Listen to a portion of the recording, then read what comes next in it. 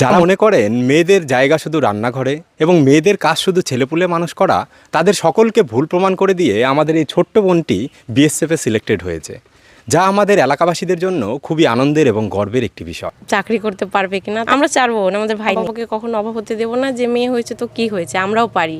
সে তো বিভিন্ন লোকে বিভিন্ন কিছু বলবি, ওটা কিছু যায় আসে। চারটা মেয়ে, এদিক দিয়ে সবার কাছে নিচু, নিজে থেকে নিজেকে নিচু মনে হচ্ছিল। যেখানে আমাদের এলাকার বেশিরভাগ মেয়েরা ঘর গৃহস্থলী ছাড়া বেশি কিছু ভাবে না, সেখানে এই প্রত্যন্ত এলাকা থেকে সেনা জওয়ান হওয়ার স্বপ্ন দেখে শেষ পর্যন্ত সেই স্বপ্নকে সফল করে দেখানো কিন্তু খুব একটা সহজ ছিল না।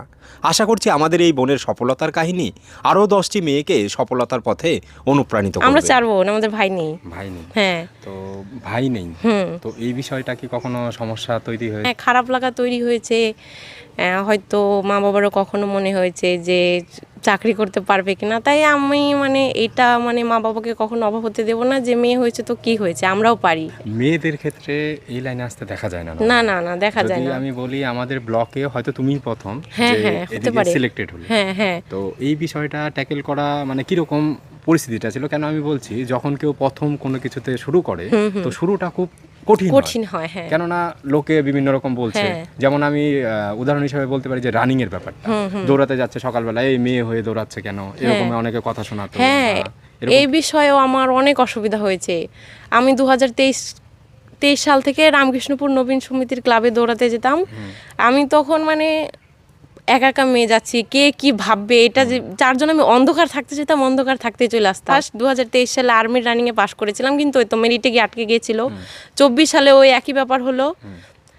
তারপরে এই যে 2026-এ এসে 25-এ রানিং করেছি, যেহেতু তখনও আমি অন্ধকার থাকতেই যেতাম। তারপরে ছেলেদের সাথে যখন দৌড়াতে শুরু করলাম, ওদের স্পিডটাকে ধরতে পারলাম। ওদের সাথে কখনো 3 কিলোমিটার 4 কিলোমিটারও দৌড়েছি, ওদের 5 কিলোমিটার, আমার ছিল মাত্র 1600 মিটার। আমি 3 কিলোমিটারই দৌড়াতাম বেশিরভাগ ছেলেদের সাথে। সেই ক্ষেত্রে আমার টাইমিংটা চলে আসে, এত বড় মেয়ে দৌড়াতে আসে, ছেলেদের সাথে দৌড়ায়, আমি ওই সব কিছু পাত্তা দিই না। আমি বলি যে যা বলে বলুক, আমারও দিন আসবে, আমি একটু চুপ করে সহ্য করি। উৎসাহিত করেছে বড় বড় দাদারা, যারা আছে সবাই, আমরা টোটাল 5 জন সিলেক্টেড হয়েছি, সবাই আমার থেকে সিনিয়র, আমি বয়সে ছোট। আমাদের এলাকার যারা মেয়েরা রয়েছে, যারা এদিকে আসতে চায়, এদিকে প্রিপারেশন নিতে চায়, তো তাদের তোমার তরফ থেকে কি টিপস থাকবে? আমি বলবো, দেখো, জীবনে যদি কোনো লক্ষ্য তোমার নির্ধারিত করা থাকে, তাহলে জীবনের রাস্তায় লক্ষ্য যতক্ষণ ভেদ না হচ্ছে ততক্ষণ সেই রাস্তা থেকে সরা যাবে না। আমিও তো যখন স্ট্রাগল শুরু করি, কলেজ পাশ হয়ে গেল, তারপরে একটা কি মেয়েদের 18 বছর পার হয়ে গেলে একটা সব থেকে বড় সমস্যা বিয়ের কথা। এই রকম সবাই বলে বিয়ে করে নে, দৌড়াতে যাচ্ছিস, কি হবে, যেহেতু 2বার ফেল করে গিয়েছি, তার জন্য লোকে আরো বলে হবে কি তোর, হবে কি, আমি নিজেও কনফিউজ হয়ে গেছিলাম, হবে কি আমার, সত্যি কি হবে। তারপরে আমার মা বাবা আমাকে সাপোর্ট করেছে, বলেছে যে যাই বলুক কথায় কান দিও না। আবার এমনও অনেকে বলেছে যে দেখ 2বার তো হলো, এবার মেয়েদের কি ধর্ম, সুখে সংসার কর, বিয়ে করে সেটেল হয়ে যা, আর কোনো রাস্তা নেই। আমি বলেছি, আমি তখন আমার খারাপ লাগতো, তখন আমার সব প্রসেসিংয়ে হয়ে গেছে, বাস মেরিট কবে আউট হবে আমি এই দিনের অপেক্ষায় ছিলাম। খারাপ লাগতো আমার, কিন্তু আমাদের এলাকাতে খুব কম বয়সেই মেয়েদের বিয়ে দিয়ে দেওয়া হয়। হ্যাঁ। আর গার্জেনরা ভাবে মেয়ে বোঝা, মেয়ে শুধুমাত্র বিয়ে দিতে হবে, ওই কাজের লোকের মতো শ্বশুর বাড়িতে গিয়ে কাজ করবে, এটাই মূল কথা। ঠিক আছে, তোমার যেরকম কোনো ভাই নেই, অনেক কথা শুনতে হয়েছে, শেষ পর্যন্ত তুমি এসে সাকসেস হলা। ঠিক আছে, তো এইরকম যাদের আছে, যাদের কন্যা সন্তান হচ্ছে, তো তাদের উদ্দেশ্যে কি বার্তা থাকবে তোমার? যেমন কন্যা সন্তান জন্ম নিলেই যে ফিক্স হয়ে যায় যে অন্য বাড়ি যাবে, ওদের ছোটবেলা থেকে এরকমই মেন্টালিটি দেওয়া হয়, অন্য বাড়ি যাবে, অন্যের ঘরে সংসার করবে, ওর কোনো স্বাধীনতাই নেই। যদি নিজের স্বাধীনতা বানাতে হয় তাহলে প্রথমে নিজেকে সফল হতে হবে। আমি ওই সব মা বাবাদের এই নির্দেশ দিতে চাইবো যে আপনাদের মেয়েদের যদি কোনো স্বপ্ন থাকে, সেটাকে বাস্তবায়ন করতে সাহায্য করুন। তাকে এভাবে তার ঘরে বন্ধ করে রাখবেন না। সমাজে কি হচ্ছে না হচ্ছে কারো কথায় কান্না দিয়ে আপনার মেয়েরা কি বলতে চায়, ওর মনের ইচ্ছাটা কি, ওইটা পূরণ করার জন্য চেষ্টা করুন, আপনার সাপোর্ট করুন, ঠিক সবাই পারবে। তারপরে এখন হয়েই গেল শেষ মেয়ের, ভগবান মুখ তুলে চাইলো, সমস্যাহীন জীবন হয় না, সমস্যা থাকবেই, কিন্তু সফলতা একদিন পাবেই। তুমি যে কাজটা করেছো, সত্যি কথা বলতে আমাদের নিজেরই খুব প্রাউড ফিল হচ্ছে। কেন ফিল হচ্ছে আমি বলি, আমাদের এলাকা খুব পিছিয়ে পড়া এলাকা। এই এলাকায় মেয়েদের কোনো এক্সামের প্রিপারেশন নিতে দেখা যায় না, খুব কম, দুই একজন হয়তো হঠাৎ বেরিয়ে যায়, কিন্তু তাদের ফ্যামিলি ব্যাকগ্রাউন্ডও খুব হায়ার হয়। হয়। কিন্তু তুমি এই ব্যাকগ্রাউন্ড থেকে আজকে এত দূর এসে এখানে সফলতা অর্জন করলে, আমাদের বিশ্বাস যে তোমাকে দেখে আরও 10টা মেয়ে শিখবে এবং পরবর্তীতে আমাদের এলাকা থেকে আরও বহু মেয়ে এদিকে চাকরি বাকরির জন্য যাবে। আমিও চাই। ভালো লাগছে যে এই কারণে যে এতদিন ধরেও পরিশ্রম করছে, আমরা দেখতে পাচ্ছি সেই শীত নাই বর্ষা নাই, ভোরবেলায় উঠে মাঠে দৌড়াদৌড়ি করে, মানে আনন্দে আমরা কিছু বলতেই পারছি না, সবাই এরকম অবস্থা।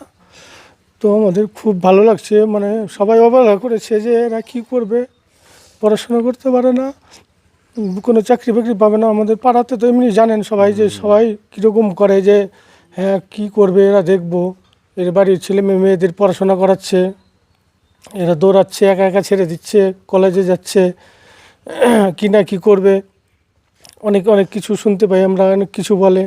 তো এইভাবে যে সব কিছু বাধা বিঘ্নের মধ্যে যে নিজে যে লড়াই করেছে, আমরা সবসময় ওর সঙ্গ দিয়েছি এবং ও নিজের মনোবলে মানে স্ট্রং ছিল যে আমি একটা কিছু করব, এই প্রতিজ্ঞা ওর মধ্যে ছিল।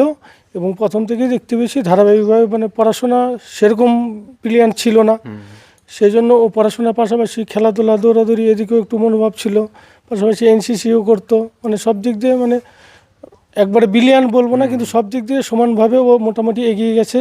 মানে মধ্য মেধাবী নিয়েও যে এরকমভাবে একটা প্রতিষ্ঠিত হওয়া যায়, সেটা একটা মানে একটা নমুনা হিসাবে ও উদাহরণ হিসাবে দেখিয়ে দিয়েছে। মেয়ের সাফল্য, এত বড় সাফল্য পেল, হয়তো আমাদের ব্লকে প্রথম কোনো মেয়ে কেন্দ্রীয় বাহিনীতে যোগ দিচ্ছে। তো এত বড় সাফল্যে আপনাদের কেমন লাগছে একজন বাবা হিসেবে? ভালো। আপনার কোনো পুত্র সন্তান নেই, 4জন মেয়ে, অনেক কথা শুনতে হয়েছে যে কোনো ছেলে নেই, মেয়ে পড়াশোনা করাচ্ছে, দৌড়াদৌড়ি করছে, কি করাবে, তো এই বিষয়ে কী বলবেন?